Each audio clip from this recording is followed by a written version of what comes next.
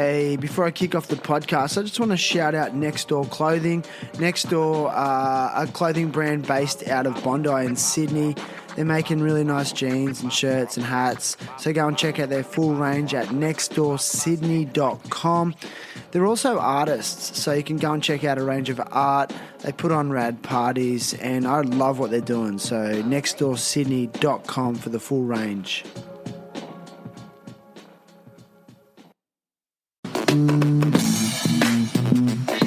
Yes. I don't know, man. I like this part of it. You like it? It's pretty funky, man. New outro? All right, Tim. Are you ready, sir? I'm ready to go. Good. Ryan, do we need to clap or anything, all that technical stuff? That's fine. Yes. All right, so this is for Clementine and Otis. So shout out to the RAD Humans at Kingpin Skate Supply.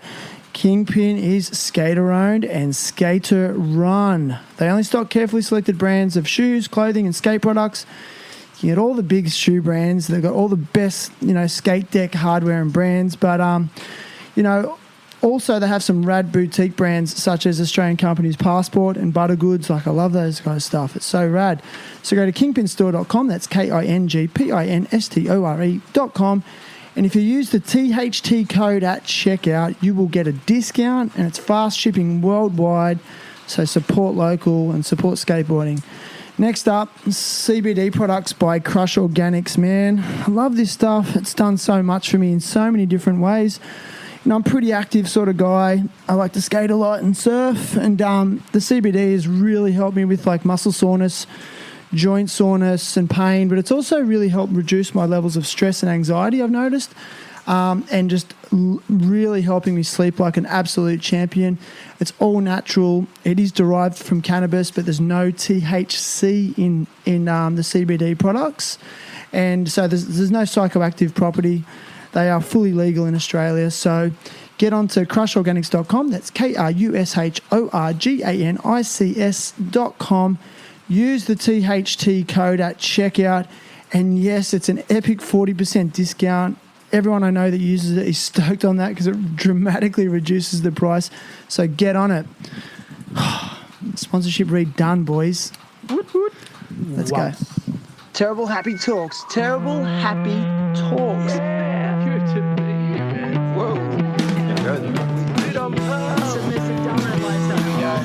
Three, two, one. Do this.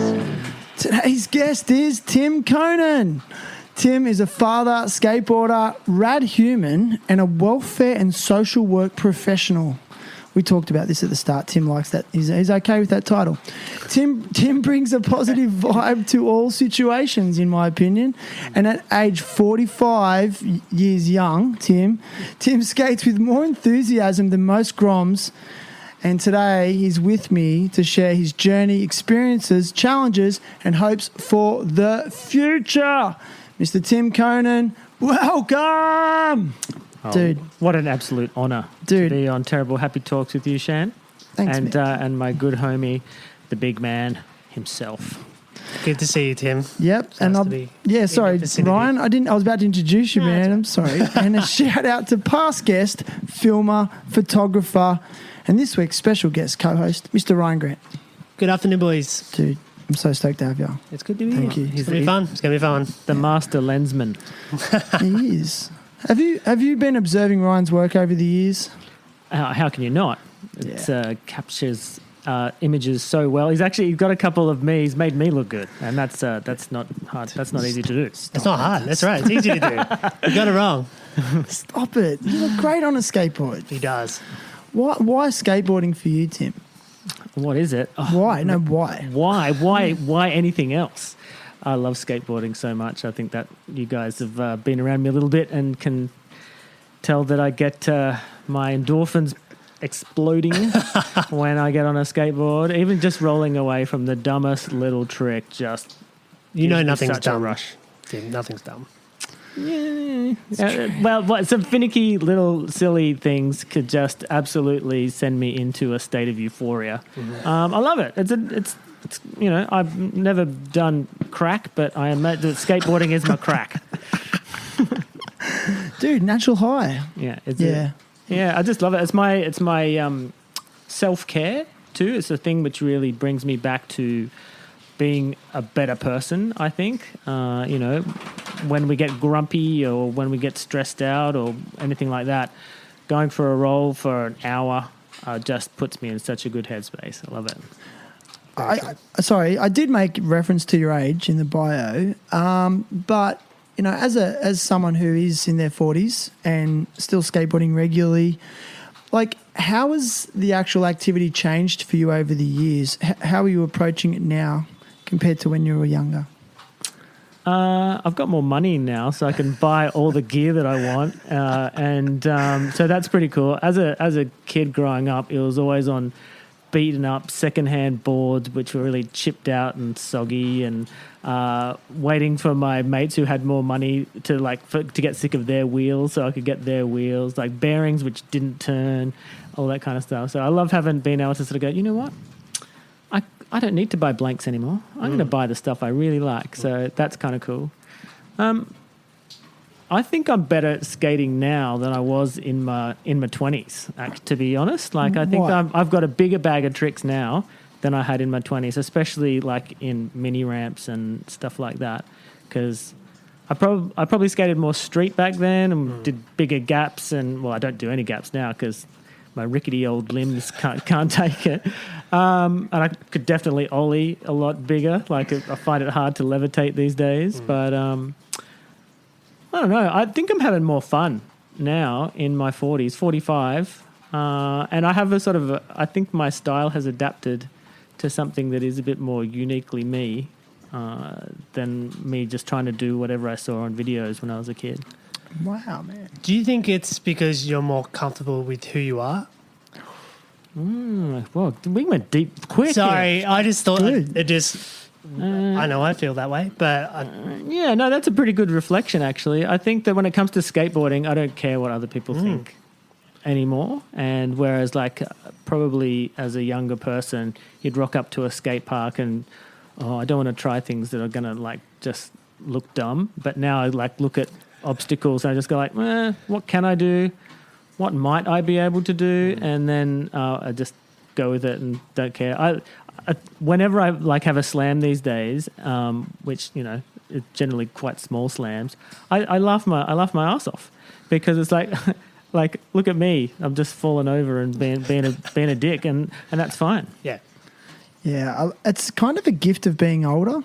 You don't have to worry about peer group pressure anymore. You stop giving a fuck about what other people think. It's such a gift because I cared for many years, and I still do care to a degree. But not like I used to. Nice. I was talking to Dwayne at Burke's the other day. We had the whole place to ourselves. It was rad. How often does that happen? Oh, it was amazing. And we talked about how, people that cheer at skate parks for other people and, like, bang their board for a stranger when they do a trick. It might be a kid doing their first drop-in for the first time or something like that. And that gets me really hyped. I get really stoked when I see somebody just pushing their limit. And and feeling that joy that they get for in that trick in that moment that they've done, and about how, like, a lot of people are just too cool, and they'll someone will bust out a massive amazing trick, and the whole skate park will be quiet except for this old guy here, like, pumping his fist and going, "Oh, whoa, that was incredible!" And, like, people looking around going, "Oh, man, is that guy on drugs? What's wrong with him?" totally high on life. Yeah. I know, like, I don't ever stop that. I think it's so important. Don't think I could if I wanted to. Yeah. I actually got it the other day, like a younger kid did a trick at Mavs, and I clapped him, and then all his little crew that were sitting on the lounges mock clapped me, right? And I don't think they were deliberately being disrespectful, but I think they were kind of like, just like a bit surprised that I was clapping. So they all went, so I don't know, clap. And it annoys me in the surf, when I surf, someone will get a rad wave and no one will even acknowledge it. It's like, oh, don't even, acknowledge that. It's not cool. But I'll be like, dude, I don't know who you are, but that was rad.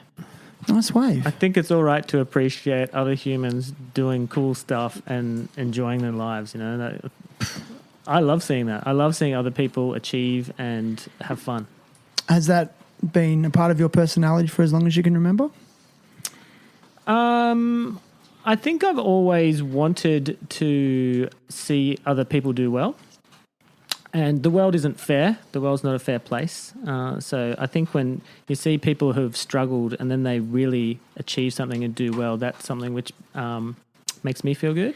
Like, so, you know, when you see some of those kids at the skate park and they've got like raggedy old boards and stuff like that, and, you know, maybe this is a reflection of my own youth, but I like to like sling them my boards because don't think I've snapped a board in about, I don't know, maybe 10 years, just because I don't do anything big.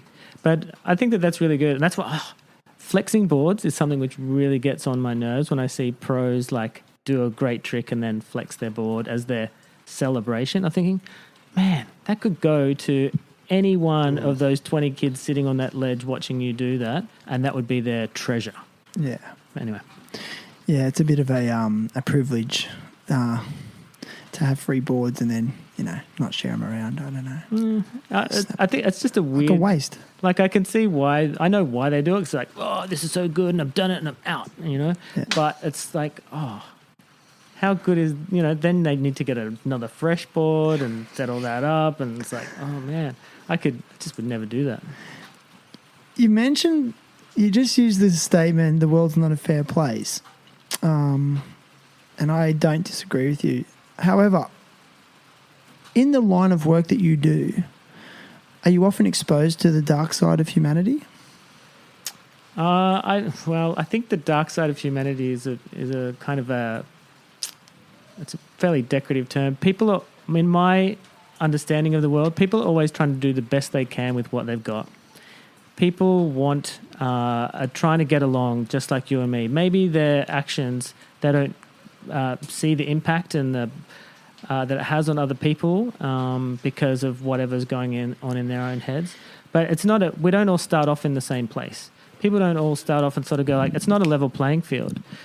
So for some people who are doing things which hurt other people or make other people like judge them, I think it's really, you need to be very cautious about what is good and what is bad. There's this great quote from a Canadian social worker activist, and she says, all behavior makes sense if you know the context. So I think that instead of judging people, we just need to sort of go, oh, what's going on behind that? Empathy? That's the key. You know, empathy is... man, I could quote all kinds of people because I do this in my work. But yeah, empathy is a thing called you can use the term empathy is the antidote to shame.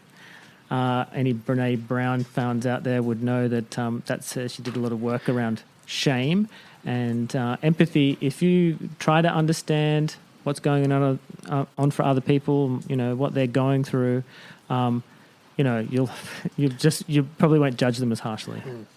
So empathy is the antidote to shame. So effectively, like, empathy is like the cure to shame, and it sort of implies that shame is a very destructive force.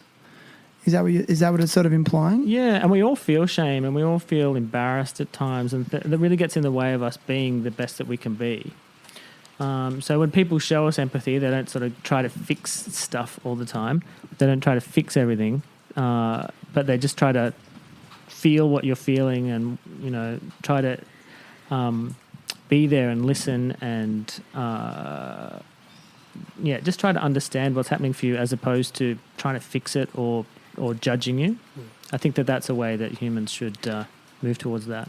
Can you give us a description of what your actual job title is and what you do on a day-to-day basis in your work? Yeah, look, I've got an amazing job. My new title, it sounds kind of fancy. It's called a practice framework consultant, and I work for people have probably heard of docs or facts. So I work for a part of that which is more based around training. Just for those that are in other countries that may not be familiar with those acronyms, what are docs and facts? So child protection and working with kids who are in foster care, out of home care, so not being able to live with their mums and dads. And child protection is really around, like, say, if things are happening in a child's life that makes them not safe, then there's a government agency that tries to help them out to try to make them safer or, tries to work with the families to make things better. Wow. So cool that you do that, man. How long have you been doing it for? How many years? About 20 years now, I would say. Yeah, I started like doing a lot more direct work with children and families. And now I've sort of moved into, I was in management, and then I sort of moved towards this more training kind of thing, which I really like. Like training other professionals to do the job? Yeah, I work with like people who are doing that work directly with children and families and their managers, and developing training programs. It's pretty cool. I like the thing is like you want to tune into being able to know what is the impact of my work. Is it making changes for children and families? Because you can do one-to-one with a family, or maybe I'm thinking about my circle of influence could be a little bit greater if I can help other caseworkers or other managers be making different types of decisions for children. I mean, it's amazing, and I guess like that's your contribution to society in a way. It's like got a lot of purpose to it. Is that how you feel when you do your job? A lot of the time I feel that it is really, I get a lot of energy doing it. I mean, it can be quite deflating when you see that things aren't changing as much as you'd like them to. There's still so many Aboriginal children being taken away from their families. It's not getting much better, or not getting better quick enough. So they're just because Aboriginal families are over-policed, there's a lot more focus and pressure on them than like white families or culturally linguistically diverse families. And there's a lot of system stuff which gets in the way of change happening. So I guess I like to try to be a bit of an advocate, activist to try to get the systems changed a bit as well, because without a good system, the people trying to do good work are constantly going to be butting up against that. Yeah, so that was actually one of my questions, like a legit question I wrote down, like, because you're effectively working on the ground level, you're with the people. Like, what are some of the changes that you feel like you need to see in government policy to create more equity? Is that too big a question? Look, dude, it's there is so much that could be done differently. Can you give us an example? Well, there's been lots of different royal commissions and stuff into child sexual abuse in institutions, all the stuff that happened around abuse of kids with disabilities. That's about the studies have been done. It's about implementing those recommendations and putting money behind it. There are I take my hat off to all the people who work in my industry. They're all there for the right reasons. They're all there to try to make children and families' lives better. How they go about it can sometimes be a bit ill-informed, or but most people are not resourced enough to do it. People having to work with up to, 10, 15 families at one time. Like cases, like casework. Yeah. So, I don't like to call children or families cases because but to work with those families or those children, they don't have enough hours in the day to get everything done. There's a lot of administrative tasks that go along with it, which have to be done, all really important, but it's just they don't have enough time to do all the work that they'd like to do. That causes a thing called spiritual pain or ethical pain for a lot of people, and that's why a lot of people don't last very long in doing child protection. Yeah, man. Just hurts their brains. Do you think it can be quite traumatic at times when you hear certain stories? Or see... definitely. Or see, neglect? Oh, look, it's horrific what happens for children, but nobody wakes up in the morning and decides, no parent wakes up in the morning and goes, I'm deliberately going to neglect my children or hurt my children. Apart from sexual abuse, which is a pretty heavy sort of topic, none of that stuff is really intentional, the way they hurt children. So I don't like to treat parents or people that not giving children what they need as the bad guys. Shouldn't be adversarial. It should be about what can we do together to get rid of the barriers that are stopping you being a good parent. Yeah, well, that's what I was going to say. Like, well, what's leading to these behaviours and actions? Like, what do you think are the main contributors to neglect of children? I mean, obviously, I think financial strain would be an obvious one, but can we dig a little bit deeper than that? Yeah. Look, poverty's a massive one, and you're thinking about intergenerational stuff too. So, people like thinking about stolen generations. Aboriginal people had their children taken away from them for very little reason, no reason, and then these children grew up in institutions where they're abused, and then go out to be mums and dads. Where do you learn to be a mum and dad from? You learn it from your mum and dad. So those generations, and then if they haven't learnt those skills and there's a lot of trauma and stress, what do you do? What do a lot of people do when they've got a lot of trauma in their lives? They try to reduce that trauma, maybe drugs. Thinking about mental health and disabilities, all of these things when they get all woven into stuff. That's what I'm talking about, the context. When you start to understand the context a bit more, it means you can create like the supports to reduce those barriers to people doing a good job as a mum or a dad. Wow, man. I feel like so much comes back to childhood trauma in our society. Would you agree? Well, it's a super important part of your development. Like, I don't know if you've heard about attachment theory or anything like that. So, I have, like, vaguely. Can recap it? So there's a thing called your internal worldview. And that gets developed in the first 3 years of your life. So you learn from the responses that you get from your primary caregivers, your mum, your dad, your auntie, your uncle, grandma, whoever the people who are close to you and are teaching you.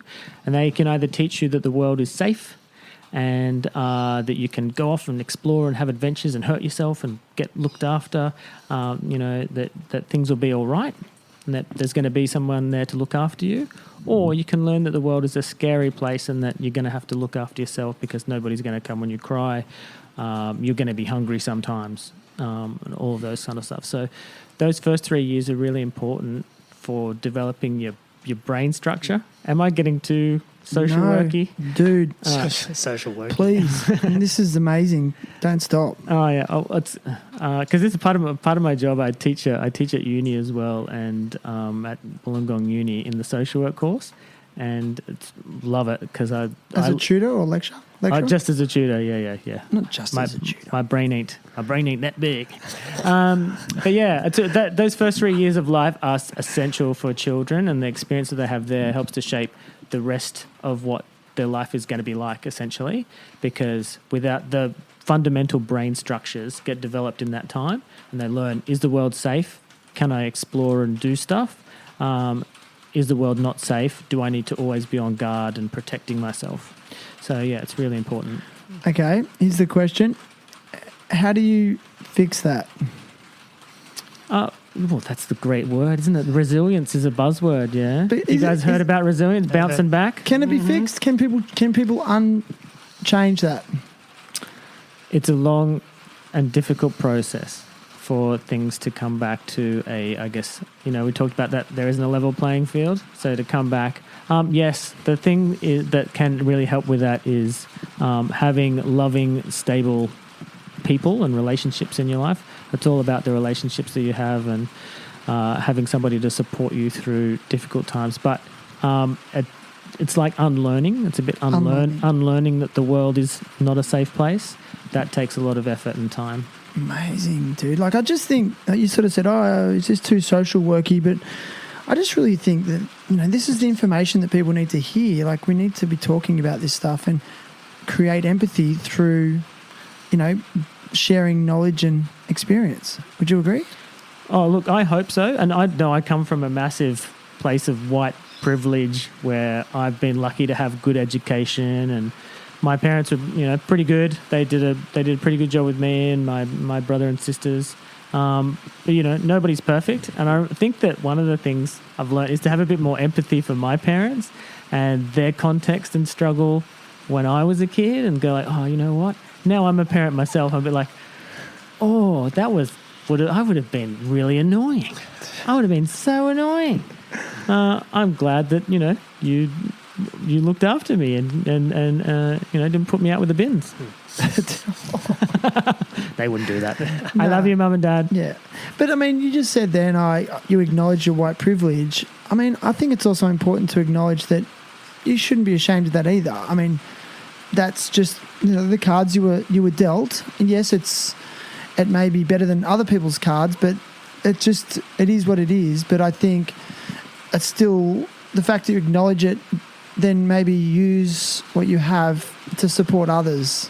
And if you have more than you need in life, give. I don't know. Like, I just think that's something that people don't consider. No, that's a good point. And I don't feel shame about my privilege, but Great. I do feel a responsibility. Okay. I feel a responsibility to use my opportunity to make a bit of a difference for other people who can make their lives a bit better.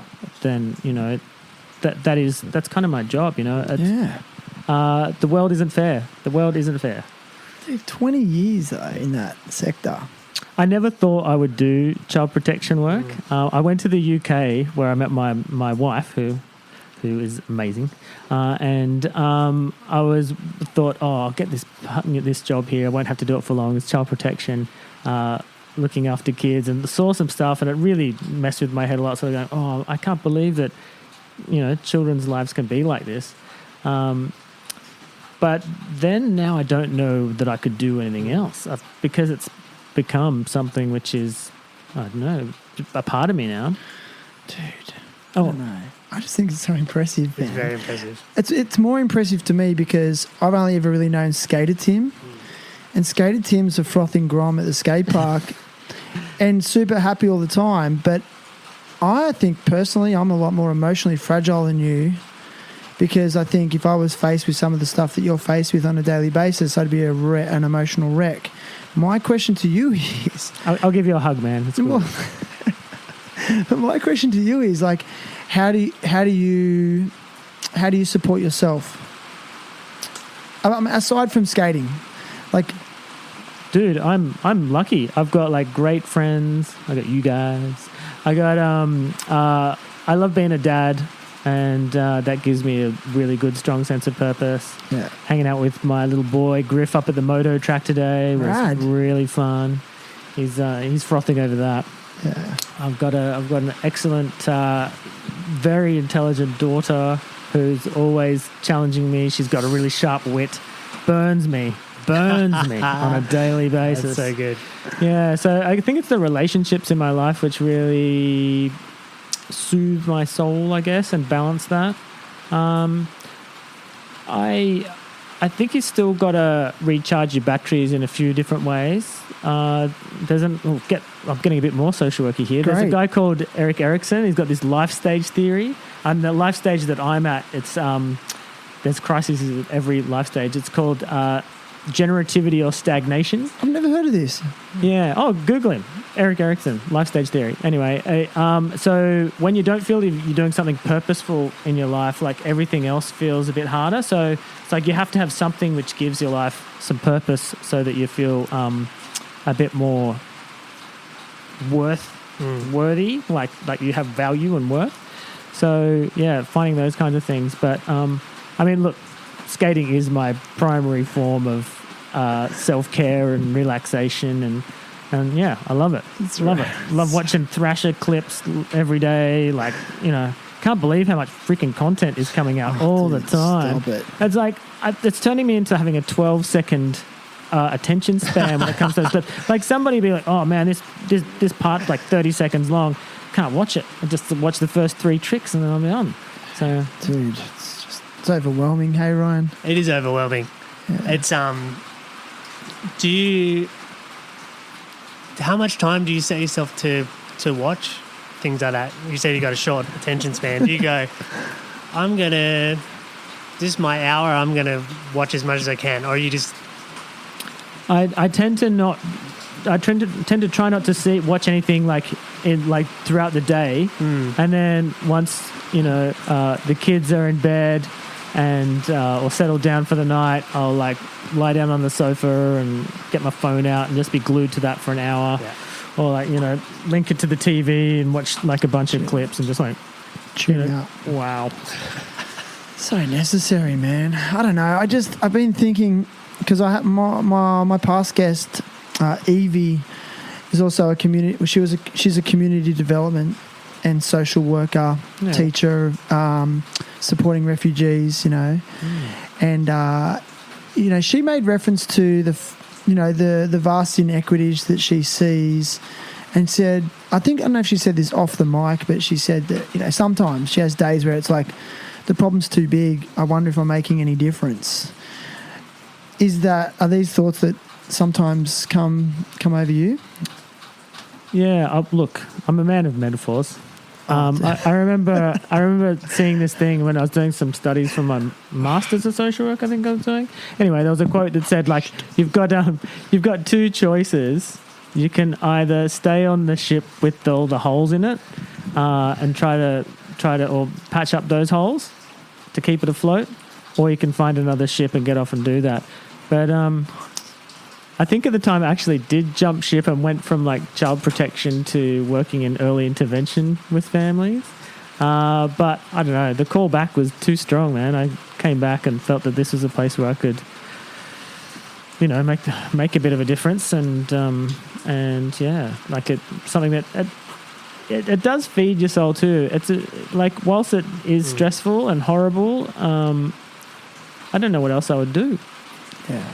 Was there anything when you're growing up, I want to do this? It's a pretty typical A question, but was there? Not really. Like I was, for me, I wanted to get into advertising or be a travel agent. I thought those were really glorious things. And, but then when in my gap year between leaving school and I didn't really know what to do, I went to this foreign aid project over in the Solomon Islands, and it was for 3 months over there, like painting hospitals and sanitation and doing some. Actually, it was weird. This is 18-year-old Tim doing like sex education talks to a whole bunch of high school students in pidgin English. Wow. There was the condom on the banana demonstrations and stuff like that. And then this one guy came up to me after the session and goes, so how many times can you use the condom? And I go, oh, once, man, and then throw it away. And he's like, he did those eyes. I'm just like, whoops, that's pretty grim. So maybe that was it. I grew up in a pretty redneck, racist town, and I wonder if that part of that oppression, the stuff that I saw there, and like triggered me to want to do something. Yeah, where did you grow up? A place called Tamworth, just on the edge of Tamworth. It's a country music capital. Mm-hmm. So geographically, it's inland Australia. Yeah, it's about 5 hours from the coast, about 6 hours from Sydney, northwest. Yeah, New South Wales, very dry. Had terrible skate parks as a kid growing up. There was one metal mini, so we just used to skate the drains and schools when you can, Sick. Yeah, that was all we had. Yeah, just a quick note of reference. That's rain, and it's beautiful rain. Very nice. It's a little bit noisy, but I don't think it's going to affect the audio too much. But Atmosphere. it's atmospheric. Just Tim can speak you to sleep in the very nicest way possible. Like I would listen to you. Feel your eyebrows. See that? Relax. It's got the golden tonsils. Soften your gaze. Yeah, so how would you reflect on your childhood in Tamworth overall? Good memories? Yeah, it was all right. It was good. I mean, it's like not the biggest town. I mean, back then it felt enormous. I've been back there like once or twice in the past 10 years. Fantastic new skate park there, actually. Why wasn't that there when I was a kid? And now it seems really small. It seems tiny. And the streets are really, really wide. It's like 5 semi-trailers side by side could go down like just your normal suburban street. It's crazy big. Everything's spaced out. But yeah, I think that there's no draw for me to go there anymore. I mean, I've got a couple of mates who still live back there, but there's no reason to revisit it. Parents still there? No, they're up in Sydney. Okay. Yeah, so they're up near Hornsby, and I get up there as much as I can. It's been pretty crappy with like lockdowns and shit, but it's been nice to get up to see them a bit now. How would you reflect on your school days out there? I was a bit of like a class clown. No. Teachers, say that. teachers probably like, got nervous tics over me being in their class. I was a bit of a dick. Sorry to all of those teachers. I got away with the bare minimum as a student. I was an average student, never didn't super excel at anything, except for the stuff like English and art. Maths and science was more like opportunities to just send messages to girls or draw weird shit in the corner of my book. And I remember once I was talking to my daughter, actually, she had a science class where they cut up a cow's heart, and I said, oh, I remember doing that. And then we got some lungs, and the dude who I was sitting next to, he attached them to the tap, and he filled the cow's lungs. Tap? No, the water tap, and he full on gunned it, and then these lungs just exploded with water all over the room. It was one of the grimmest high school moments, but it's burnt. It's burnt right in there. Yeah. PTSD from that, maybe? A little bit. Maybe that's what turned me veggie. Are you vegetarian? Mostly. Mostly? Damn you, wicked wings! It's my chicken. It's my secret It's probably shame. not meat anymore, dude, so you're fine. That's my secret shame. What's the desire to be vegetarian in the first place? Oh, dude. Ethical reasons or health reasons or both? Not health reasons. I'm not a particularly healthy person. I'm not really big on animals suffering for our benefit, really. Yeah. And it's more, probably higher than that is environmental impact of growing pigs and cows for food. That's not really good, not very energy efficient, and there's a lot of pollutants that come from that. Yeah, that's one aspect of the meat industry that I think people forget, is that the environmental impact it has to grow meat or grow cows, and the water and the energy that's used to produce is just massive. All the methane and And there was this scientist I had on the podcast from the UK once when I was at the Green School. He was a guest speaker and environmentalist, and he was a vegan for ethical reasons, for animal cruelty, but he decided to take a different approach to advocate for the non-eating of meat, and he started up this campaign called the #NoBeef campaign, and it was purely focused on the environmental impact. So he was trying to sort of advocate through that aspect, and then slip in the ethical reasons not to do it, but just purely for the environmental reasons. It's so beneficial. And I'd never tell anybody else what to do. Do it. Go out there, enjoy it. Love your burgers. But I don't want to push it onto anybody else. So hopefully I didn't sound preachy there. No. But yeah, you just do it. You find your own way, everybody. Yeah. Personal choice. Yeah. I'm pro-choice for all that kind of stuff. Are your family also vegetarian or? No, just me. Okay. Yeah. Cool. Yeah, it's interesting to me. I find, because I've not eaten meat for long periods of time, and attempted to go vegan, but not completely successfully. I know for me, I got really drained of energy and I just was tired all the time. Yeah, you ever experienced that? No. I was going to say Tim has an abundance of energy. Too much energy. Yeah. You're trying to turn down the energy? We could farm energy out of him if you wanted to. I get pretty pent up. I need to skate. The rain is not my friend. So frustrating. I mean, the rain's nice, but there's also no surf today, so I can't skate, I can't surf. It's I might as well do a podcast with Tim and Ryan. That is plan B. If we've been cooped up for a week, do you have another outlet that you go, okay, this will save me until I can go skating or get outside again? Do you know what? I need a new hobby. I think that's my thing, because I put all my eggs into that basket. Look, I like to chill. I like to drink a couple of beers and watch movies and hang. Having kids, they're pretty time consuming. So if it's like this, then I'm playing Lego or Griff just learnt how to play chess and then was beating me within a week. Awesome. So I'm not good at chess, but still, he's 7. Dude. Damn. Yeah, I know, right? So just, I guess, chilling and hanging. I got my dog, my daughter's dog, and recently got guinea pigs. What a mistake. They're lovely little things. They're great, but they live and we have them free ranging on the lawn.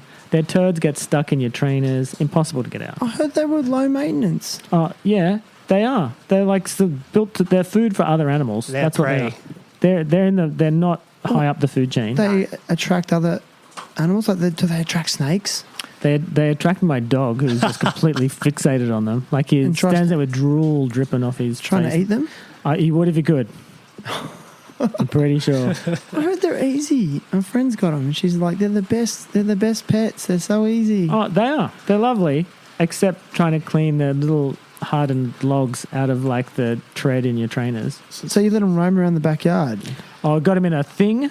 Because when the dog's not around, they have a little bit of a roam. Enclosure? They don't. Yeah, they've got an enclosure, but they don't.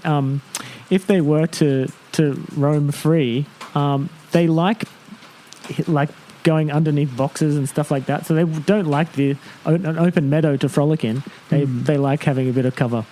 Describe pre-children Tim. Oh, he's a maniac. What do you mean maniac? I don't believe it. Have you ever been arrested? Are we going to bleep this out? No, I've got a few. That sounds like a yes. No, I've never been arrested. I used to go to judgment. I used to go to a lot of protests and stuff like that. So I've been in regards to what? Environmental stuff, Aboriginal rights. Front line? I got in there, got manhandled by the cops a number of times and chucked into paddy wagons, but they sort of always just let me out at the end. And why are those causes close to your heart overall? I mean, were they close to your heart before you became a social worker, especially the inequities of minority groups such as our Aboriginal elders? Heritage? All Aboriginal people, but all First Nations people around the world, they're all getting gypped pretty much. But I think that the human rights is my big one. Shout out Amnesty International. That's probably there's a couple of things which I have a monthly donation to, but that's one of the things too, is advocating for people that don't have that power. Amazing, dude. So that's probably, again, the world is not fair. Humanitarian to your core? Oh, I try to be. Sometimes I'm a super selfish prick. I don't think people I don't want to paint myself as this super nice guy. There are times where I'm just like, duh. I don't want to do anything. Yeah. Why is the milk on that side of the table? Oh my God. When you're a dick to someone though, do you go into shame? Yeah, totally. Afterwards I feel awful about it. Guilt? Yeah. Are you good at saying sorry? Hell yeah. You say sorry?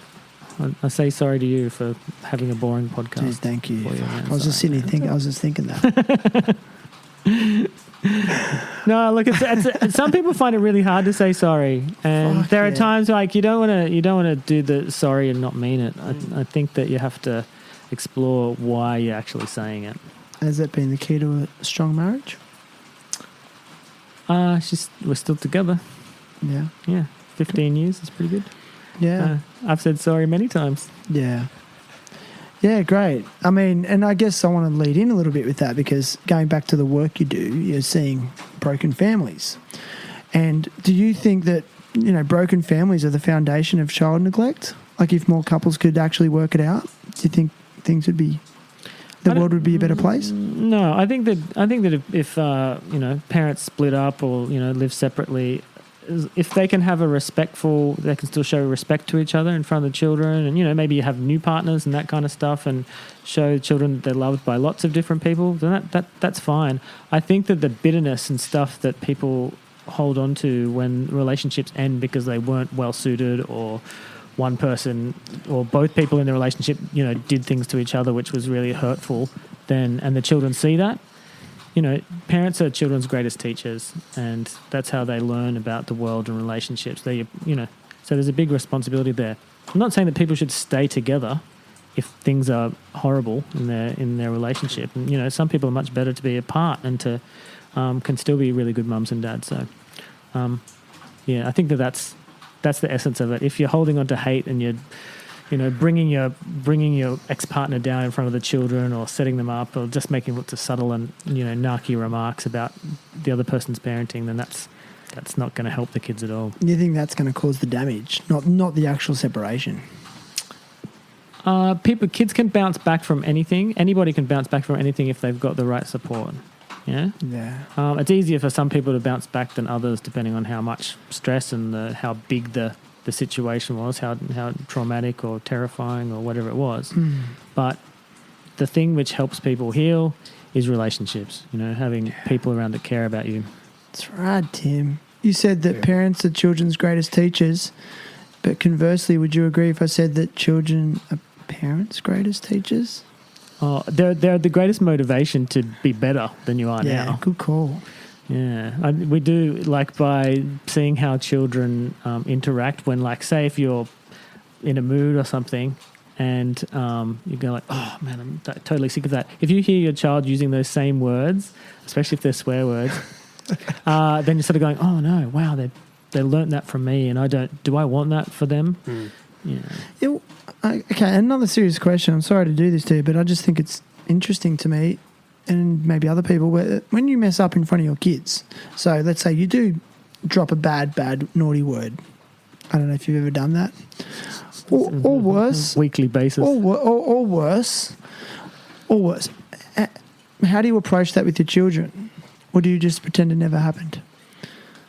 Oh, no. Do you actually like acknowledge it and take it on? Oh, you got to look for those, turn it into a teaching opportunity about going, oh, do you know what? Dad did something really stupid then. I wish I hadn't done that. I hope it didn't hurt your feelings. Are you okay? Yeah. Can do that. I know there have been times where, having a teenage daughter can have a bit of stress, and there's definitely times where I will have not been the more mature one in the situation. When doors are slammed and I go, how dare you slam your door?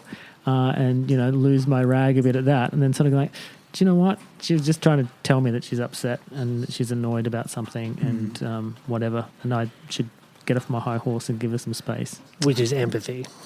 Yes. A bit of empathy. Dude, it all comes back to empathy and relationships. Interactions. Like empathy and how you're interacting.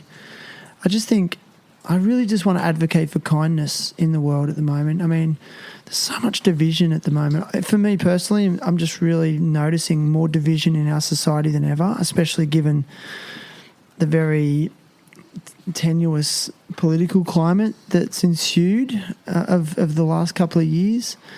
And I think it all comes down to just like people being kind and not wanting to be right. Do you agree? That's a beautiful sentiment. Thanks, Sean. I think I want to get that tattooed on me somewhere. Dude, I'll do it for you. I heard of a thing called a stick and poke and stick. I've never heard of them till recently. That's how I got my first tattoo in the Solomon Islands. It's just a needle dipped in ink. Traditional one. It wasn't even in ink. It was like charcoal. Charcoal mixed with water. Have you got it? Yeah. Where is it? It's on my arm. You want to see it? Yep. Show the camera. Oh no, he's taking his shirt off. Oh, is that it? Oh, that's actually pretty neat. Yeah. How long did that take? It took probably about 25 minutes or something. It was done by my now brother. The circle in the middle means a water well, so it's like for Tuvu tribe. So it's got meaning. Yeah, I got initiated into. Well, I wasn't initiated into the tribe. I was sort of an honorary dude in the tribe. See, you're so humble. I bet you because they just loved you. What maybe. Tribe? What do you remember? What? Yeah, they were called Tuvu tribe in the Solomon Islands. So rad, yeah. It's pretty cool. So rad. Pretty cool. Learning.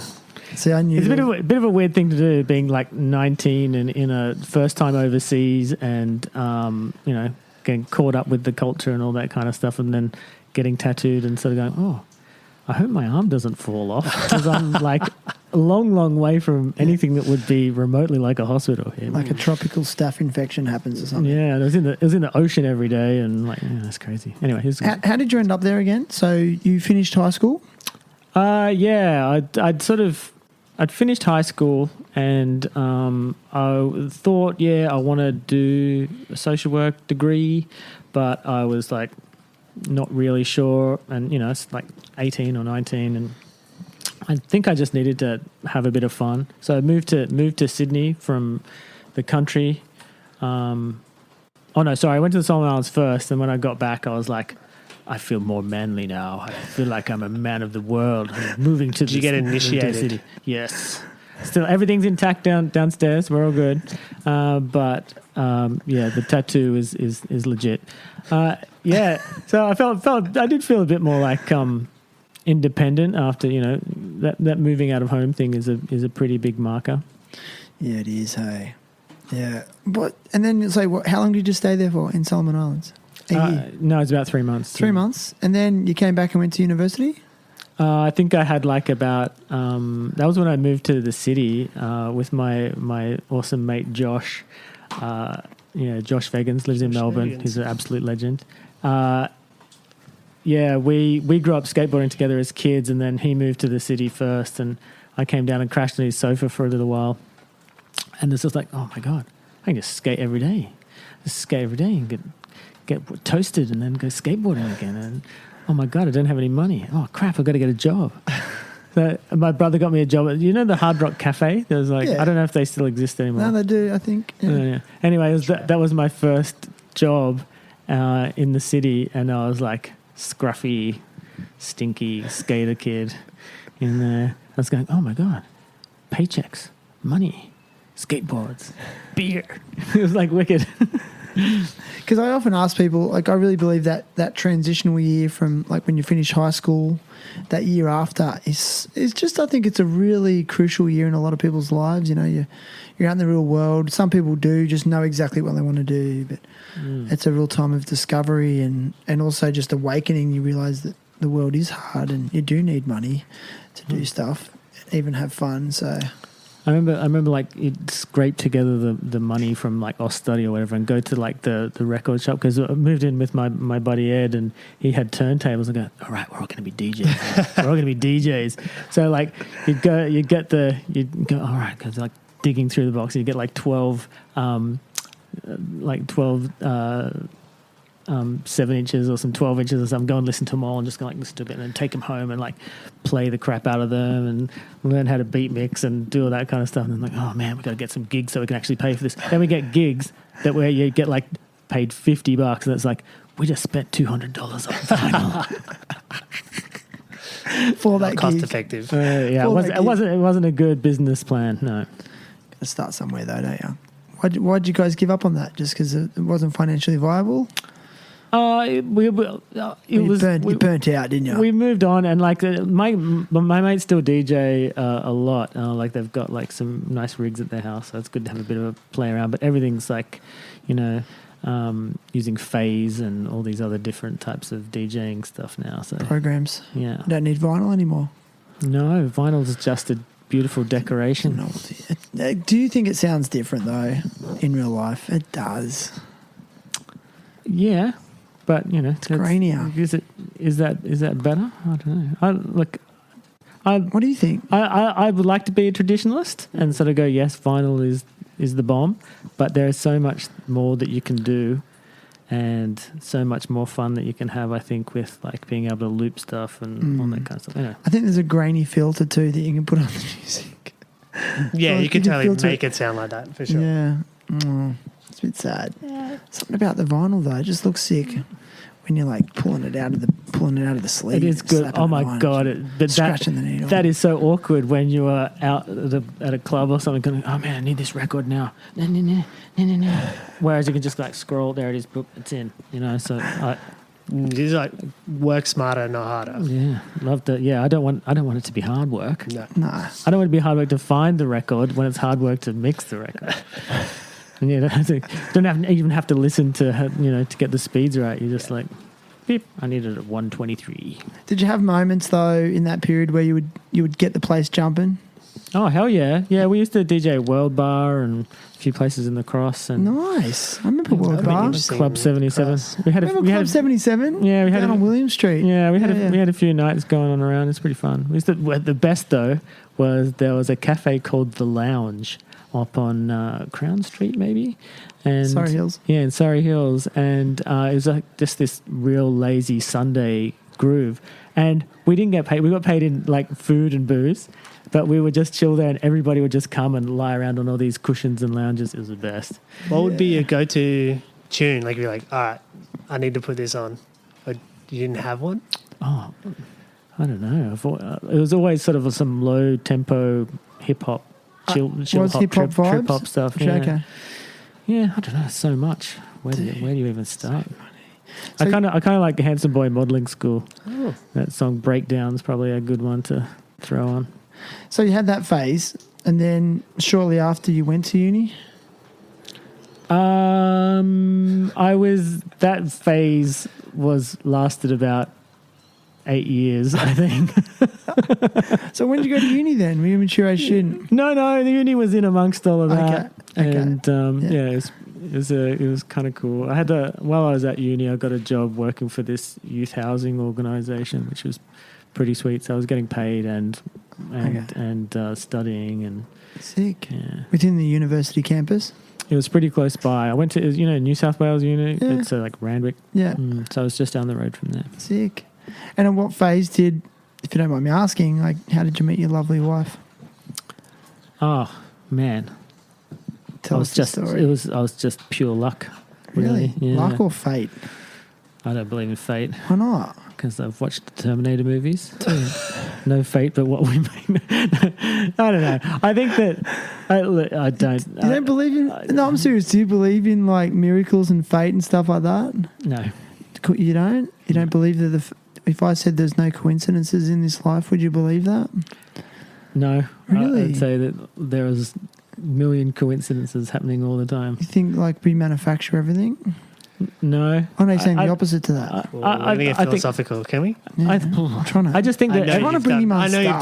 done some I have done- philosophy. I was trying to do philosophy. Fuck, I can't remember any. I did one subject. Shit, I can't. It's been too long. Bit of Nietzsche. Nietzsche. Yeah. I skate, therefore I am. Look, I don't think that it all happens for a reason. I think it is just random stuff happening as we, stumble our way through our lives and stuff happens. So yeah, I don't have any. What about making your own luck? Yeah. I think if you work hard and try things, but I think that stuff can still happen whether or not you have any control over it all. Really? Yeah. See, I thought you'd be a little bit more, I guess, I don't know, spiritual about that sort of stuff. I've got zero spirituality. Really? Yeah. Do you mind if I ask why? I believe in nothing. Why? That's not true. What? You believe what In Santa. Do you? No, just kidding. No, but you don't, like, I don't believe him. I don't believe you. What do I believe in? Well, you believe in your fellow humans and working together. Like, it doesn't always have to be in the ether. Yeah. Yeah. But- Where do we go when we die? Well, What do you think? That's the end, man. Do you think it's the end? We just become dirt? maybe we become dirt. Yeah. Okay. Sorry to put you on the spot like that. I'm just curious. No, Yeah. I'm good with it. Like I just look, each to their own. Look, if religion works for you, or faith works for you, or spirituality works for you, great. Because that is, if that feeds your soul, or if there is a soul, that's let that be. But You don't feel like you need that to get through this shitty world, which is also magnificent and beautiful. yeah, I just don't think that. If I talked about religion, I don't think religion. or spirituality. I don't want to offend anybody. No, I just think that it's. you're not. I think that asking your I think that opinion. humans like to have a reason for why stuff happens, Yeah. and why it's so. When they don't have an answer, someone will make something up, and then that person will tell somebody else, and they'll go, "Oh, okay, that's good enough for me." Yes, and then they'll tell their children and their children's children and all that kind of stuff, and then it becomes something more than it was. Look, science is good. I'm cool with Yeah. science. Science, tell me how things work. I'm cool with that. And then science go, oh, actually, we don't know how that works. That doesn't mean it's magic. It just means we don't know yet. Who created Yeah. science? I don't think it's not about like being like you believe in science. It's not about a belief as far as like a system or a religion or spirituality. But science is your like, all right, I can see an end result or like a, so I've been saying, this is a very difficult subject. I don't know how to explain it. I don't think that, like, I don't pretend to try to understand Yeah. everything. Like, I don't have the power to do that. But I think that, like, stuff is put together in certain ways, but most of it has just been random. Like evolution, right? How did a fish become a lizard, become a bird, you know? So it just, like, stuff happens over time and evolves. I think it's in, like being comfortable and not knowing too. You don't have to know everything. Yeah, Do you? true. Do you think so? No, you're right. We do. I think that's maybe the problem with our society is that we have access to too much information. Maybe we should think less and do more. But for me personally, and I think you can speak from personal experience and don't have to worry about offending people, like you said, because I think we all have a right to speak from our own personal experience and philosophies. That's a human right. But for me, I enjoy the fairy tale of believing that there's something watching over me or guiding me, and that's just, and I might go somewhere at the end of all this, or my soul and spirit, because I feel a soul and spirit inside me personally, and I just like the idea, the fairy tale of it, whether it's true or not. I just think, for me, it just gives me comfort in this life, and otherwise, I personally don't think I'd function that well in this world if I didn't have that. But I fully accept your stance as well. But I've actually not met too many people like who've said what you've said. Honestly, everyone I speak to says they're either religious or they're spiritual, you know, or both. And I think religious people are spiritual as well, or they practice spirituality through religion. But anyway, I don't know. I read this really cool book called Religion for Atheists by this guy called Alain de Botton. He's like a English Swiss philosopher type of guy. You know, he's really good. And like, I would love to have that connection to that kind of stuff, but I can't. I feel like I can't take it seriously. Like, something won't let me believe. Yeah. Because there's so many benefits in it, the way it like can bring people together. Like religion, I wish religions did more good than harm, and because they bring people together in really nice ways with a good purpose generally, and but it's that exploitation of power and control over people that that lack of free will. I just sort of, it's not for me. That's it. Not for me. It's the human condition. You know, especially when we congregate, this collective consciousness can be so powerful, and it gets manifested in churches sometimes in negative ways. But I do believe there's a lot of positives that come out of churches too. But 100%. and religion. But I mean, I say this all the time. It took me many years to realize that you could be spiritual without being religious. I was like, oh, what? Like, I can believe in something else and not have to go to church. Like, yes, that's rad. I worship my skateboard. You know. That's my God. No, it's not. But I don't know. Just saying. I believe in your God. No, I don't know. I'm talking shit. I believe in the power of 4 wheels and a slab of wood. No, but anyway. Why not? It's like the great spaghetti monster in the sky religion. Those guys are like, Well, I just think it takes the onus off me, because if I'm controlling things, I just will end up destroying everything because I'm just a flawed human. But it gets me out of myself to believe in something other than me. Does that make sense? I believe in you. I believe that you're awesome and that I love skateboarding with you. Oh man, I didn't think I was going to go this direction, Tim. I'm sorry. Yeah. I'm sorry to talk about this stuff. It's big questions. So deep. It's a bit deep. It's big questions, Ryan. Thanks for chipping in there. Oh, that's fine. I don't know the answers to any of these, but I think it's cool to be able to actually have a conversation about it, and an adult conversation, which is probably more important in this day and age. It doesn't have to be definitive. You can have a back and forth and go, yeah, I understand where you're coming from. It's not for me, but I'll listen to what you have to say and get something from it, or not get anything. This is like a 3 a.m. stoner conversation. Fully, why It's not? like, dude, we came back from the club, we have a spliff, and they're like, yeah, oh man, reality. I actually haven't had this sort of conversation in ages, though. Like, it's good to do every now and then. Yeah. You know, and like, we're not under any influence of anything. I don't know if you are. No. A bit of CBD. We've had some CBD today, haven't we? Yeah. In our Caffeine. coffee. Caffeine. Yeah, I've got some caffeine, some migraine going around inside of me. Nice, man. Yeah, man. It's I've completely changed tact. What do you like cooking, Tim? I don't know. Like, I'm okay. Yeah, I like cooking, mostly Asian stuff. really. Yeah. Why Asian stuff? Sorry. yeah, I was terrible at looking after myself as a younger bloke, and one of my best mates, Hung, is Vietnamese, and would get taken around to his mum's house and just fed a lot, and just like, oh, I love that, and like all these simple soups and like, you know, this kind of stuff. So yeah, I like hanging out at the Asian grocery and just going, I wonder what this one will do. yeah. How old were you when you were introduced to that food? Oh, I was probably early 20s. Okay. Yeah, and I remember I was like one of those people who go, oh, don't put chili in it. It ruins it. Chili? Oh, can't even taste the food. You know, one of those guys. And then now, like everything has got to have some chili in it. Yeah. Chipotle, jalapeno. It's addictive.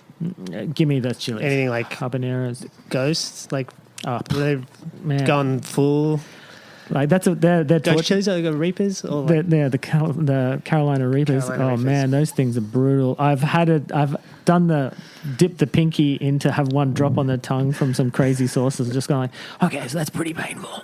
Yeah, I'm not like a chili baron or anything like that, but yeah, look, I like to spice it up. it's just interesting. Like, I was wondering what period you were like introduced to that sort of food, because growing up, I didn't have a lot of like, it was pretty meat and veg, occasional curry and stuff like that. But one of my best friends was adopted from South Korea, and he had like kimchi or sushi and stuff like that when I was like 13, 14. We go over like, what the hell's happening here? But it fully opened my mind to that food, and I still go, oh, I'll try new food, and whereas I think a lot of people don't even get a chance to do that. I had zero exposure. Like Tamworth had 2 Chinese That's what I was restaurants, wondering. and it was country Chinese. Like, and you know, ooh, chicken chow mein, Fried rice. That's a bit exotic. Were they in the RSL club as well? It was like, you know how like I Oh always no, found we that- didn't. We didn't have that foreign food in our RSL. No, mate. No, I wouldn't have had that back then. I always found that funny. Like even as a kid, I was like, we're in the RSL, and the restaurant in the RSL is the Chinese restaurant. You know, I don't know. It's just a bit of contrasting cultures. Yeah, Yeah, it's a weird one. it is a weird one. I just want to go back to one thing about the spirituality stuff. What I find interesting about you is I see a very content and happy human, who doesn't feel the need for something to help you with that. Does that make sense? I don't know. I'm not happy and content all the time. No, But generally, I think that my life is pretty good. I mean, everybody has their struggles. yeah. Like you know, it's a constant dilemma for, you know, my wife Clem. You know, she's English, and the pull to go back to England all the time. It's like, oh man, So what's her name? Clementine. It's my daughter's name. Oh, lovely. Yeah. Oh man, you've got fantastic taste. You know, I haven't met many Clementines, if any. Yeah. Well, That's the right name. they're amazing humans. Tell as us, far do as you I call know. her Clemmy or Clem? I call her lots of things. Clem stuff? the Cleminator. What's your favourite movie, Tim? Oh, I know this one. Oh, I think I do. Not skate movie, just favourite movie. Come on. A bit of a Star Wars nerd. Boom. Empire. Okay. Empire Strikes Back. All right. Favourite Could watch that every day. skateboarder of all time. All time. Yep. Pick one. Don't sit on the fence now. My favorite dude at the moment is probably Figgy. Oh, I love that guy. because that he can take a slam. That guy, like he takes them like Resilience. You like gets up resilience. and he gets up and smiles like that American video that just came out, and he like takes those massive slams and he's like, I'm good, like blood on his face, and he just has the rad style. He's a bit of a war horse, isn't he? Just Yeah, a he's battler. gnarly. Like, He's talented too, but you can tell like What about he likes putting himself. he in has the to mix. work. He works for it, and I guess that's kind of a bit like me. Like my nickname for myself is 100 tries Tim, because if there's something I really want to get, even if it's like dumb, I'll just one more try. Have you always been so persistent? No, I was probably a little bit more competitive as a kid, like playing soccer and stuff like that. Aggressive? But not aggressive. I did some martial arts stuff, which I was a bit aggressive in. I don't think you're 100 tries, Tim. You did that 50-50 at Berkeley across the big flat bank, and you went over the, what do you call that? The mani pad that's on the fucking flat bank with the little whoop-de-doo. That long, Yeah, that yeah. long flat one. Yeah, The long flat one where you dropped onto it and just. I've never seen anyone do that. yeah. That Didn't take you 100 tries. probably took I've got the 5. video footage on it. I'm Maybe gonna 5, I'm going to maybe more. repost that. I love that, dude. I was so stoked. I was stoked. Big. Metal on metal grinding. Oh, it's the best. But then Why? Metal on concrete grinding. Scratchy. Yeah, it's a different vibe, hey. Yeah, but man, best feeling in the world. Yeah. If you had to choose, trainings or street, transitions or street, what would be your go-to? Trainings every time? So you gave my age away before. I'm Yeah. I'm an old man. I cannot skate street. I've seen you. I've skated street with you, man. I've seen you, doing all sorts of crazy shit. I can barely get off the ground. No, I chuck me in a mini ramp and I'm happy. Yeah. Sometimes I love big things too. Like just That's what she said. just. Sorry, it's too easy. I've been watching The Office reruns. Anyway, keep going. Yeah, just like for me, a thing that'll like be super stokeful is That's a new term, sure. getting stoked out. Is like just dropping in on something massive. Like when I dropped in a monster a few months ago, that was one of the biggest things I've dropped in. And just doing the drop in was I was like, that was awesome. Yeah, Felt really totally. Yeah, the psych up to do that. And we were there with Luke Russell, and he was doing head high 540s. Yeah. And we're the only people there. And yeah, you were just like, this kid's doing this, I'm jumping in. And you were like so frothing. Like the froth was... Yeah, how big that's a vert ramp? It's what, 12 It foot? was Is it 12, 13, and I think it was still probably the biggest vert ramp in the Southern Hemisphere. Yeah, it's big. Oh, it's freaking Were you huge. It padded- is did you have so pads on? scary. Yeah, I had my knee pads on and my helmet, had my lid on. Yeah. That is your go-to. Like if we go to a park, you pretty much were like, oh, what's the biggest thing to go drop in on? I like to do that. Like I did that. Helensburgh and Yeah, I did that on my mancation. When I go on my mancation, like once a year, but it's been on a bit of hiatus. By yourself? Yeah, just jump in the car and throw a couple of boards in the back and something to sleep on, and yeah. How long do you go away for? Usually only like 4 days maximum, but just Without go. the family? Yeah, like I know it's a bit of, again, privileged, man, but it's kind of cool to just to get out there and just have, be able to drive it at your own pace, stop whenever you want, and listen to whatever you want. And I think it's rad. it's cool to do that by yourself too. Like be able to go, I don't need anyone else. Be motivated and yeah, can be a little enjoy bit your own company. can be a little bit scary when you're in some isolated skate park in the Sure. middle of like nowhere with nobody else around. So I go, oh, how hard can I go today? Did you get lonely? Not on those trips. No, not at all. Really? Yeah, no. Why do you feel like you need it? I think it's like a I don't know. Again, it's something which tops up the batteries. It's a bit of like just having that focus for a little bit of time. And yeah, maybe it is a bit selfish. It's one of those things that just like, this is for me. But I mean, do you think it's then making you a better father and husband? Clem gives me a nudge sometimes when I'm like seeming a bit edgy at home, and someone's going, "Oh, look, the sun's out. You should go for a skate." It's like, oh, I must be getting annoyed. So, and when I come back, I feel that I'm a much nicer human to be around. And so she's supportive of you doing those things because she knows it makes you, it supports you, it helps to support your mental health. Oh, 100%, yeah. And I'm really lucky. She needs time to do her stuff because she does amazing art. And so it's about just making sure that she gets the opportunities to recharge her batteries as well. She's an artist. Yeah, her name's Clementine. See, my daughter is obsessed with art. And I call her an artist all the time. Dude, they got to meet. So cool. Yeah. Well, what's next for you, man? What's next? What's on the agenda? Well, what's next for you in life? You've got the secure job, you got the the family, and you got your hobbies. Where do you see yourself in the next few years' time, or the future? Or have you achieved it? Are you living the dream? Oh man, never stops growing. I'd really like to get a chunk of land. I want to get a motorbike. I want to get a dirt bike. Yeah. Have you grown up with bikes? Not really. I had some mates with farms, and I'd go and do some skids as a kid. But then I had like a road bike. I had a couple of road bikes in my 30s. But then just sort of gave that away, moving back and forward between here and the UK. And but now my little boy's on cooking around on his Pee-wee 50. So I'm like, oh man, Rad. I want to get a dirt bike.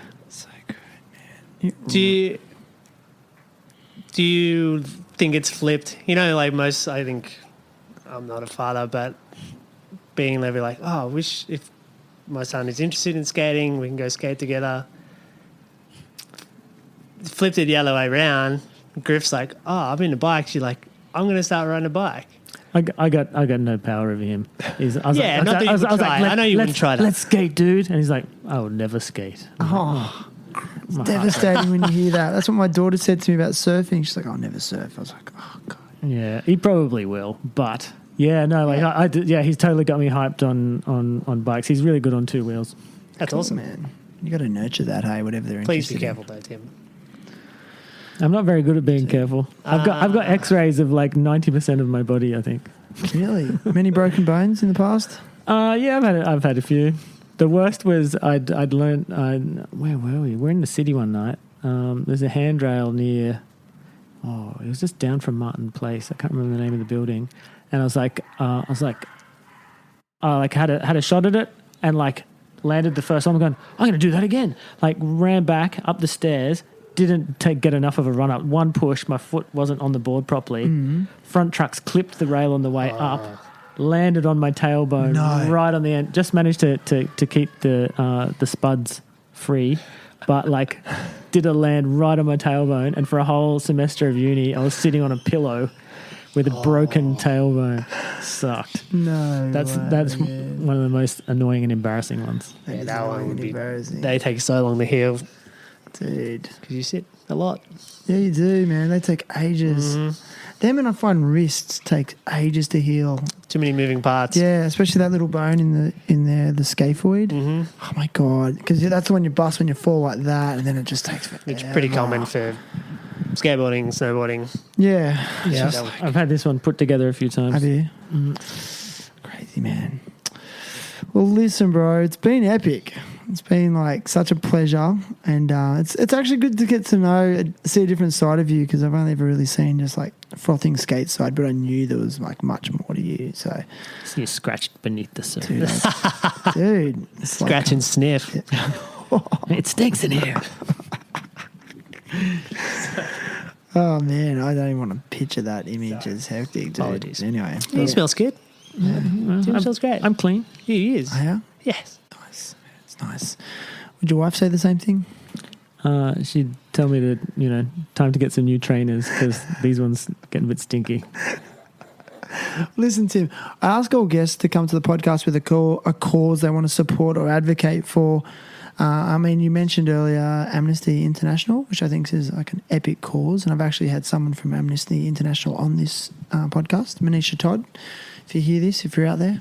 But is there anything else you'd like to support or advocate for? It could be a charity. It could just even be a philosophy on the world or a social enterprise, anything like that?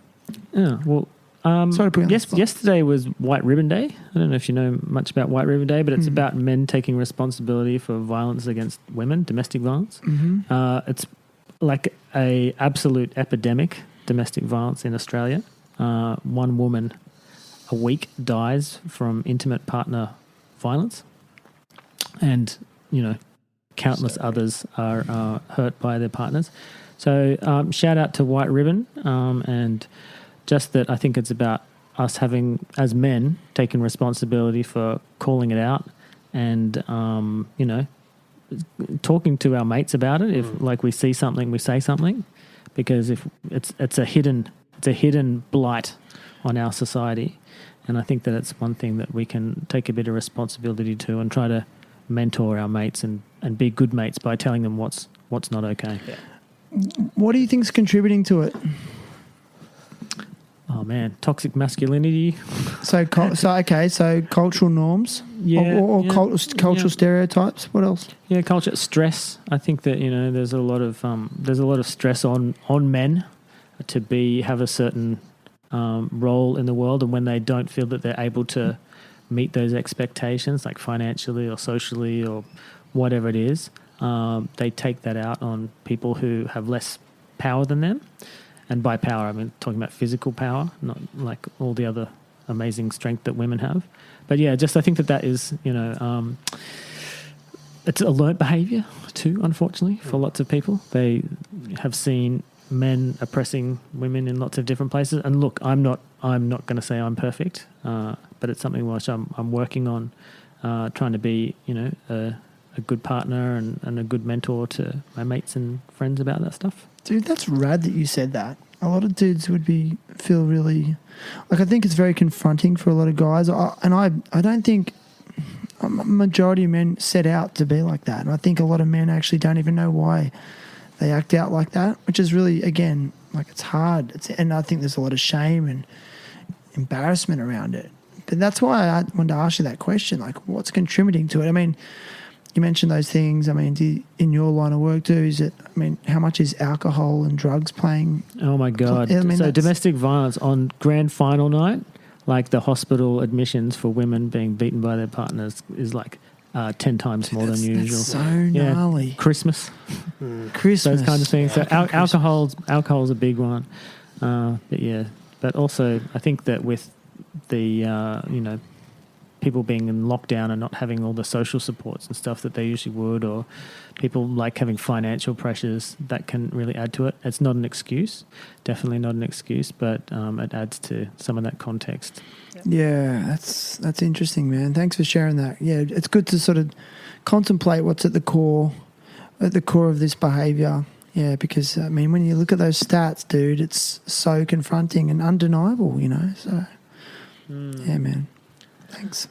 Well, thank you so much for letting me spill my guts over the last little while. Dude, thank you. I'm not done with you yet, Tim. You can't get out of here, and I've got to run upstairs because I've got a gift for you. You get a Terrible Happy Talks T-shirt for being on the show. Oh man, Ryan, can you keep him entertained for a minute? I'm going upstairs. Where's my drink bottle? I got the sticker already. You got a sticker. Okay, you guys just think of intelligent stuff to say. I'm going. Okay. So, how do you feel about the new Mandalorian and the? We can just so good. Oh my God, I love it. I love Boba Fett. Or is it the new Boba Fett's coming out soon? Mm-hmm. Oh man, Griff was dressed as had to go as a character at school, like a movie character. Halloween or something different? No, it was just like dress up Wednesday. Awesome. And he was in his Boba Fett outfit, and I was super stoked on that. I don't know where he gets influenced from, but yeah, he's a burgeoning Star Wars nerd as well. Mm-hmm. Yeah. So, did you have marathons with him, or would you go? All right, we're going to watch, May the 4th, baby. May the 4th is the day. May the 4th, we will binge. But yeah, I'm probably I'd like to say I'm a medium, but I'm probably a large around the middle. Large, dude. Yeah, keep it baggy. You want grey or white? Grey, please. I thought you would have went white. I've got so many white t-shirts. You do have a lot of white tees. Sorry. Want a large one? I have an XL. Keep it baggy, bro. Baggy, yeah. That's what the kids are doing these days. Baggy. Keep it baggy. Grey or white? I'll go white. Okay. Sharon, I'm sorry. I'm going to make that dirty for sure. You've been on the show, man. Thank you, Shannon. Appreciate it. I'm feeling the love. We don't have to do any washings. Yeah. Yes. Oh, yes. Organised as always, you know. You're going to get back I there. got all the merch. Dude, there's some merch happening. Tim does love merch. Dude, are you a Remember, he merch used to come in the king? shop and like, oh, my this and Dude. that. I love that shop. You didn't answer my question before. So, what's your favorite? Who's your favorite skater of all time? He did. Figgy of all. Figgy's your favorite. Come on, man. I mean, Figgy's All good. time. I don't know. I love Ray Barbie. Oh, thank you. I love- Now, I love- that's a good one. I love Ray Barbie. He's had such a cool You remind me style. of Ray Barbie. What? Yeah. No way. You're styling. So you like his style? Yeah, all those little step off No shovity complies. Oh. comply thingies. I think they Dude. originally called 43s. I could What? be wrong. No complies. Yeah, there was a different names for it. Where'd you We're hear going back that? into names to just reading way too much about skateboarding. No way. Yeah, and there was a reason. Anyway, we won't go into that. But yeah, no complies. He's good. And he just looks like he should be on a skateboard. Oh, he just loves it. His art in motion. He Yeah. loves it. Mm. Yeah. Favorites like what would you say your favorite skate brand of all time is? He's probably wearing it. Anti-hero. Yeah, I love the anti-hero stuff. My new favorite is Welcome. I love that. Oh, yeah. I love that their boards and I love their attitude. That's Tory Pudwill and No. oh thank- no, that's sorry, thank that's you. thank you. Shit. Embarrassing. Like, no, Shannon. Welcome, thank you. Shit. Okay, Yeah, what, they It's all the good manners skateboards. You're welcome. you just like good manners. I do like Yes. good manners. Good manners are free. There's cool shapes. I know you're about in like graphics that are all like crazy and like Yeah, Yeah. they're real creative. yeah, super creative. Yeah. And they're not like they're not huge either. So What about in the local scene? Who's your favorite? oh, what to skate with or just to You could both. I think observe? just to observe oh secretly or otherwise. yeah through binoculars. Well, Sammy when he's got his shirt off, Sam probably- Giles Whoa. guy. Wow. He's got his shirt. Which is regularly. I know it's all the time. I don't, You don't even- shirts are superfluous in his Yeah, life. totally. He wears Yeah, shirt. fair enough. Oh, he likes to Like- get his shirt off, doesn't he? Yeah, sure he does. Yeah, he's like a supreme athlete, that guy. He's a sweaty beast. He's a sweaty beast. He's But- a good one. He's amazing. Such an athlete. Who do I like skating with? Not with, but or doesn't. Yeah, with or just observing. Lloyd's Yeah, style, man. nice. So good. Oh, And, man. and the chef, the bromance bros. man. Oh my god! They just Matt. blow me away. Shout out to Matt at the Throsby or Ain't Nonners. I ate at his restaurant the other night. Oh my Heal god, up too, Matt. We need you back. dude! Best pasta I've ever had. Nom nom nommers. Yeah, Ain't Nonners. That's what delicious. it's called. Ain't Nonners. I Yum, said, yum, yum. why is it called like Ain't Nonners? And he told me the backstory because like people would come into the restaurant and go, yeah, that pasta was pretty good, but it ain't Nonners. You should get him on here. Yeah, maybe. He's a dude. Well, him and I actually like both got Maltese heritage. Yeah. Both really connected. I was like, yeah, I don't know. I feel his vibes. Yeah, I could Yeah, imagine. except he skates way better, the motherfucker. It's okay. Yeah, that's all right. I'm not jealous. Well, I am, but I'm not. I think we're all jealous of how good he skates. I just but heard it's that okay. in your voice. I'm not jealous. Fuck you. I'm not jealous. He Yeah. just he's got like again when we talk about style, him and Lloyd, not just style. You know, like just style matters. Hey, Yeah. And I think that Matt's attitude, Yeah. you know, he's always got a grin. Doesn't take himself too serious. yeah, Like yours. It's infectious. it is. Because you're like, don't take yourself too seriously. Yeah. You're not filming for the last part of the next Zero video. Brutal. And that's cool. You can do that. But I think, yeah, it's like, this is fun. It should be fun. And it's fun skating with him. Yeah, it is fun skating with Tim. Oh, it's all fun about skating with fun, you dude. guys. I think that's a nice way to end, Ryan. You want to finish on something like profound or wise? Well, give us one of your quotes or your metaphors. Go on life. Tim likes skate good.